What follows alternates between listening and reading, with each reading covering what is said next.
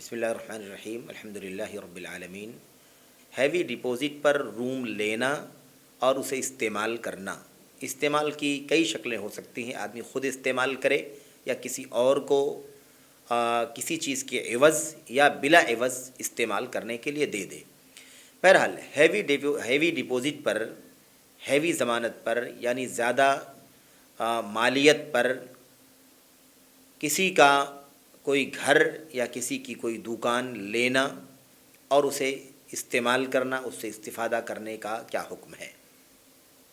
یہ مسئلہ بہت ہی زیادہ عام ہوتا جا رہا ہے، پھیلتا جا رہا ہے، اور خصوصیت کے ساتھ لین دین کرنے والے اس سلسلے میں بالکل بھی کسی پابندی کے قائل نہیں ہیں، اور جو بھی اس طرح کے معاملات کرتے ہیں وہ اسے جائز سمجھتے ہیں اور جائز قرار دینا چاہتے ہیں، اور وجہ جواز کی صورتیں بھی اپنی سوجھ بوجھ کے مطابق نکالنے کی کوشش کرتے ہیں۔ میں تھوڑی سی گفتگو اپنے بھائیوں کے لیے اس سلسلے میں کرنا چاہتا ہوں۔ یہ مسئلہ چونکہ آیا ہے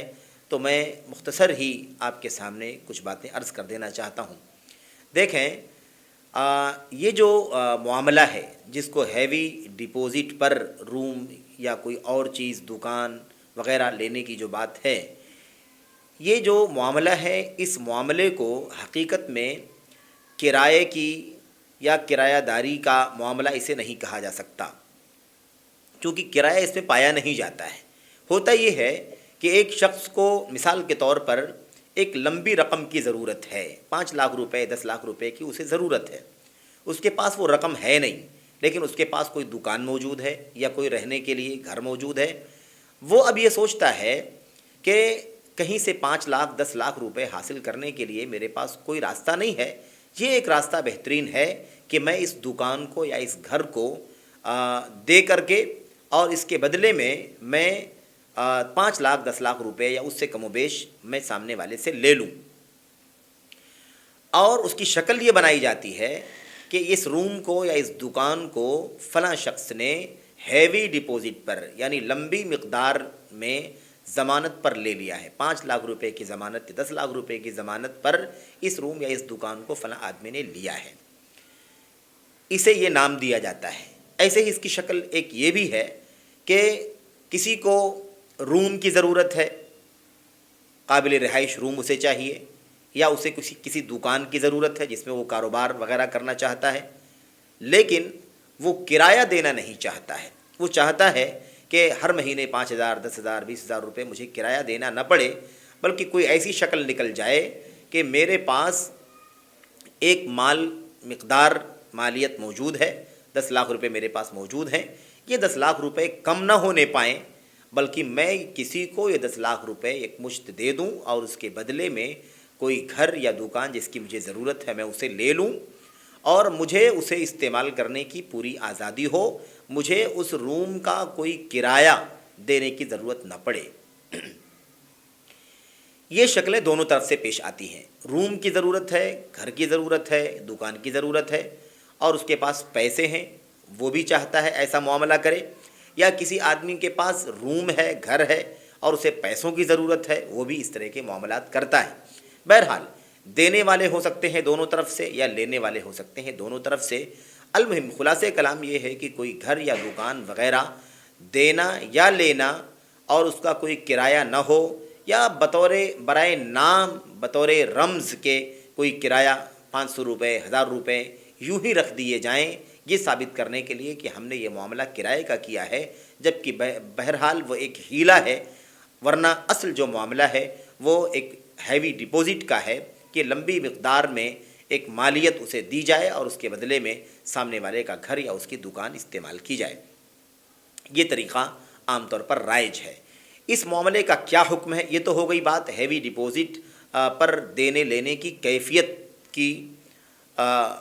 بات ہو گئی۔ اب رہا مسئلہ کہ اس کا حکم کیا ہے۔ دیکھیں، جہاں تک رہی بات حکم کی تو اس سلسلے میں جو بات سمجھ میں آتی ہے کتاب و سنت کے نصوص اور اس کے دلائل کی روشنی میں، اس کے حوالوں کی روشنی میں،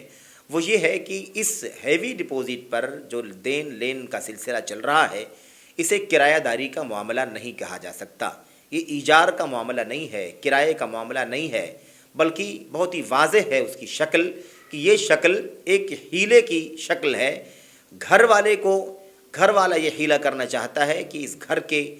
پس پردہ مجھے ایک لمبی رقم حاصل ہو جائے، یا ایک رقم والا چاہتا ہے کہ اس میری رقم کی بنیاد پر مجھے ایک گھر یا ایک دکان بغیر کسی کرائے کے مجھے حاصل ہو جائے، جب تک میں اس میں رہنا چاہوں رہوں، اور 1 روپیہ بھی کرایہ نہ دوں، یا بطور نام بطور ہیلا کہہ سکتے ہیں کچھ معمولی سی رقم متعین کر لی جائے، ورنہ ایک لمبی رقم دے کر کے میں اس روم کو استعمال کروں، اس دکان کو استعمال کروں، جب تک چاہوں استعمال کروں، جب اسے خالی کروں میں تو وہ رقم مجھے حاصل ہو جائے۔ اس طریقے سے میں اس کے روم کا، اس کی دکان کا بھی استعمال کر لوں گا، اور میری رقم مکمل یوں ہی باقی رہے گی جیسے میں نے اسے دی ہے۔ تو آپ دیکھ رہے ہیں کہ یہ معاملہ کسی بھی طرف سے ہو، پیسے والے کی طرف سے ہو دکان گھر کے لیے، یا دکان گھر والے کی طرف سے ہو پیسے حاصل کرنے کے لیے، لمبی موٹی رقم حاصل کرنے کے لیے، بہرحال یہ معاملہ ایجار کا، کرایہ داری کا معاملہ نہیں ہے، جیسا کہ بالکل ہی واضح ہے۔ بلکہ جو شکل ہے وہ یہ ہے کہ وہ روم کی بنیاد پر یا اپنی دکان کی بنیاد پر ایک لمبی رقم لینے کی کوشش کر رہا ہے۔ دراصل وہ اپنی دکان دے رہا ہے، اپنا گھر دے رہا ہے رہنے کے لیے، استعمال کرنے کے لیے، اور اس کے بدلے میں ایک لمبی رقم اس سے حاصل کر کے اس سے فائدہ اٹھانے کی کوشش کر رہا ہے۔ بالکل ایسے ہی معاملہ دوسری طرف سے ہے کہ اس آدمی کے پاس پیسے ہیں، اور وہ چاہتا ہے کہ میرا پیسہ ایسے کا ایسا ہی باقی رہے جیسے ہے، اور میں اس کے بدلے میں اس کے روم سے، اس کی دکان سے فائدہ اٹھا لوں، اور مجھے اس کے عوض بھی کچھ بھی نہ دینا پڑے۔ یہ جو معاملہ ہے، یہ معاملہ شریعت کے اندر اس کی اصل ہمیں نہیں ملتی۔ آپ کو ایک بات وضاحت سے میں بتا دینا چاہتا ہوں کہ ایک شکل شریعت اسلامیہ کے اندر رہن کی ہے، اور جس کو رہن کہا جاتا ہے، ہم اپنی زبان میں اسے گروی کہتے ہیں۔ گروی کی ایک شکل بنتی ہے کہ کسی آدمی کو کسی وقت ضرورت کے مطابق ایک رقم کی ضرورت پڑ جائے، کوئی بیماری کا مسئلہ ہو جائے، یا کوئی ناگہانی آفت یا کوئی مصیبت آن پڑے اس کے اوپر، اور اس کی وجہ سے وہ دشواری کا سامنا کرنے لگے، اور اب اسے اس چیز کی حاجت پیش آ جائے، ضرورت پیش آ جائے کہ وہ گروی کی شکل میں کوئی مالیت کی چیز، کوئی عین کسی کے پاس رکھے، اور اس سے ایک مقدار مال کی جس کی اسے ضرورت ہے وہ اسے لے لے۔ مثال کے طور پر یہ کہے کسی آدمی سے کہ بھائی مجھے اس وقت 1,00,000 روپیوں کی سخت ضرورت آ گئی ہے، اور میں چاہتا ہوں کہ آپ مجھے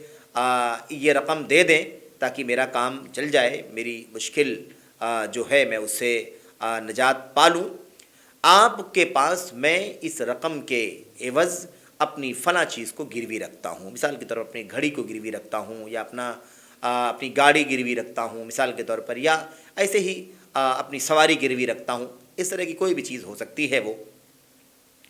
تو یہ شکل تو شریعت اسلامیہ کے اندر جائز ہے کہ وہ کسی ضرورت کے مطابق آدمی کو پیسوں کی ضرورت پڑ جائے، اور وہ جس سے قرض لے اس سے یہ بات کہے کہ اگر آپ کو اطمینان نہ ہو تو میں آپ کے پاس گروی کی شکل میں یہ فلاں چیز رکھ دیتا ہوں تاکہ آپ کو اطمینان رہے، اگر میں آپ کے پیسے نہ دیا تو آپ کے پاس اطمینان کے لیے یہ رقم، یہ میرا سامان موجود ہے۔ یہ شکل ہوتی ہے گروی کی۔ اور اس میں جو چیز بہت ہی واضح ہے وہ یہ ہے کہ مجھے پیسے کی ضرورت ہے، کسی ہنگامی حاجت کی بنیاد پر مجھے پیسے کی ضرورت ہے، اور میں آپ سے لینا چاہ رہا ہوں، لیکن آپ کے پاس فلاں چیز میں گروی رکھ رہا ہوں تاکہ آپ کو اطمینان رہے کہ آپ کا یہ پیسہ ضائع نہیں ہوگا، اگر میں نہیں دے سکا تو یہ چیز میری آپ کے پاس موجود ہے۔ لیکن گروی کے اندر اس کی جو معکوس شکل ہے، اس کی جو الٹی شکل ہے، یعنی سامان والے کی، وہ شکل گروی کے اندر نہیں پائی جاتی۔ مثال کے طور پر مجھے پیسوں کی ضرورت ہے تو میں گروی میں کوئی سامان رکھوں، لیکن کوئی سامان میں کسی کے پاس رکھ کر کے پیسے حاصل کرنے کی کوشش کروں، یہ شکل مناسب نہیں ہے۔ اور گروی کی شکل یہ ہوتی ہے کہ آدمی کو کسی چیز کی ضرورت ہے، اور اس ضرورت کے مطابق کوئی سامان وہ بطور گروی، بطور رہن کسی کے پاس رکھتا ہے، تو یہ گروی کی شکل ہے۔ لیکن جو شکل ہیوی ڈپوزٹ کے اندر پائی جا رہی ہے وہ یہ ہے کہ ایک ہیلے کے راستے سے ایک لمبی رقم کھینچنے کی کوشش ہے، یا ایک لمبی رقم کی بنیاد پر ایک بہت بڑے مالیت کا سامان، کوئی گھر یا دکان جس میں کوئی کرایہ وغیرہ نہیں طے ہے یا برائے نام طے کیا گیا ہے تاکہ اسے کرایہ داری کا نام دیا جا سکے، اس نوعیت کا جو معاملہ کیا جاتا ہے دراصل اسے فقہا نے کل قرض جر منفعتا فہو ربا جو قاعدہ ہے، اس قاعدے کے تحت یہ چیز آتی ہے۔ اور اس سلسلے میں خصوصیت کے ساتھ اپنے محترم ڈاکٹر فضل الرحمان صاحب مدنی حفظہ اللہ جو جامعہ محمدیہ مالیگاؤں کے سینئر استاذ ہیں اور برسوں سے الحمدللہ وہاں کے مفتی ہیں، اور وہ مختلف اس طرح کے قضیوں میں مسائل میں الحمدللہ فتوے صادر کرتے ہیں۔ ان کا مجموعہ فتاویٰ 6 جلدوں میں الحمدللہ نعمت المنان مجموع فتاویٰ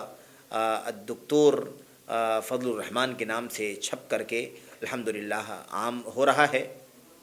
اس کی کئی جلدیں آ چکی ہیں، بقیہ جلدیں بھی آنے کو ہیں انشاءاللہ تبارک و تعالی، وہ جلد ہی انشاءاللہ مکتبات کے اندر فراہم ہوں گی۔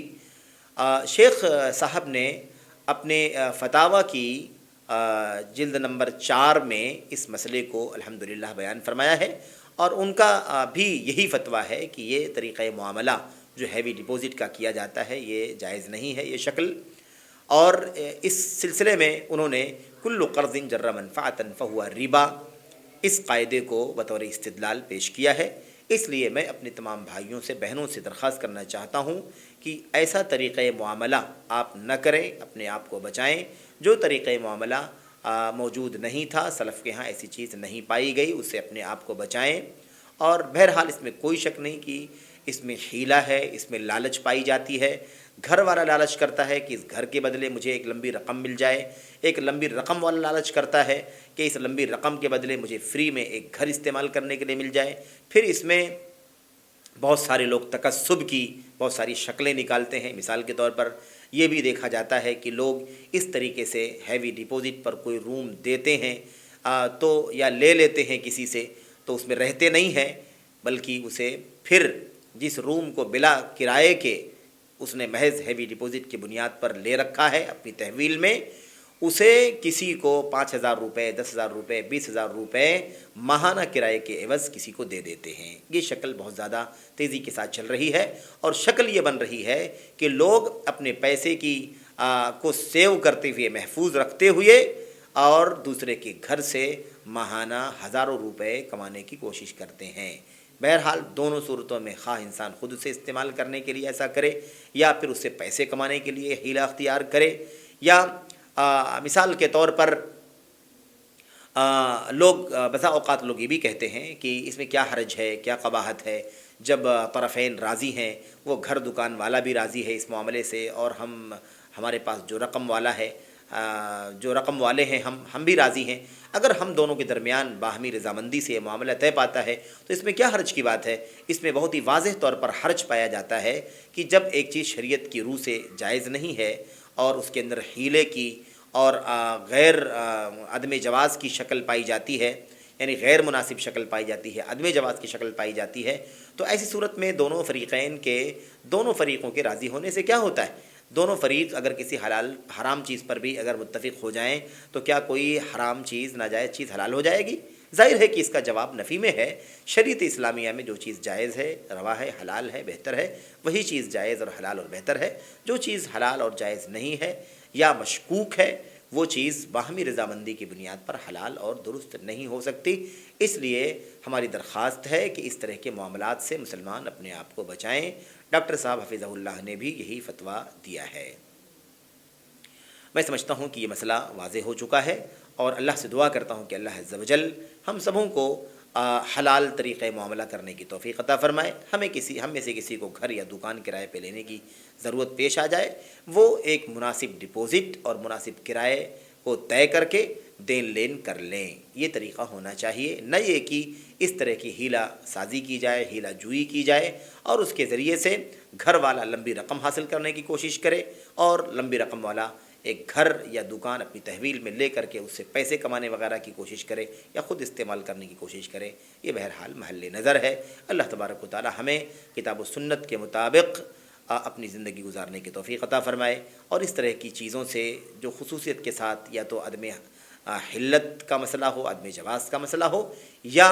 کم از کم مشکوک مسائل ہوں، مشتبہ مسائل ہوں، ایسے مسائل سے اللہ تعالیٰ ہمیں بچنے کی توفیق عطا فرمائے۔ ایک چھوٹا سا مسئلہ اسی سے متعلق یہ بھی ہے کہ بعض لوگوں سے جب یہ بات کہی جاتی ہے اور بتایا جاتا ہے کہ ایسا معاملہ کرنا درست نہیں ہے کیونکہ اس میں کرایہ نہیں پایا جاتا ہے، کرایہ داری کا یہ معاملہ نہیں ہے، کوئی اس کے پیچھے آدمی معاوضہ نہیں دیتا ہے، ہیوی ڈپازٹ پر یہ معاملہ کرتا ہے، تو بہت سارے لوگ یہ کہتے ہیں کہ نہیں ہم مینٹیننس دیتے ہیں، یعنی جو اخراجات مینٹیننس کے نام پر یعنی انتظام و انصرام کے نام پر اس دکان یا اس گھر سے متعلقہ لازم ہوتے ہیں وہ ہم ادا کرتے ہیں۔ میرے بھائیوں، اس سے کرائے سے کوئی تعلق نہیں ہے، یہ تو ہر آدمی کو دینا پڑتا ہے، ضروری ہوتا ہے کسی بھی سوسائٹی کے اندر، حتیٰ کہ اگر صاحب گھر یا صاحب دکان اپنے گھر دکان کو تالا لگائے رکھے، اسے استعمال نہ کرے، تب بھی اصولاً سوسائٹیوں کی طرف سے اس پر آنے والا مینٹیننس اسے ادا کرنا ضروری ہوتا ہے۔ تو اس مینٹیننس وغیرہ کے دینے لینے سے اس مسئلے کی حلت و حرمت کا کوئی تعلق نہیں ہے، کیونکہ اصل مسئلہ جو حرمت اور حلت سے متعلق ہے وہ کرایہ داری کا معاملہ ہے جو اس مسئلے میں نہیں پایا جا رہا ہے۔ اللہ تعالی ہم سب کو خیر کی توفیق عطا فرمائے، شر سے، فساد سے اور مشکوک چیزوں سے، مشتبہ چیزوں سے بچنے کی توفیق عطا فرمائے۔ آمین رب العالمین۔ السلام علیکم ورحمۃ اللہ وبرکاتہ۔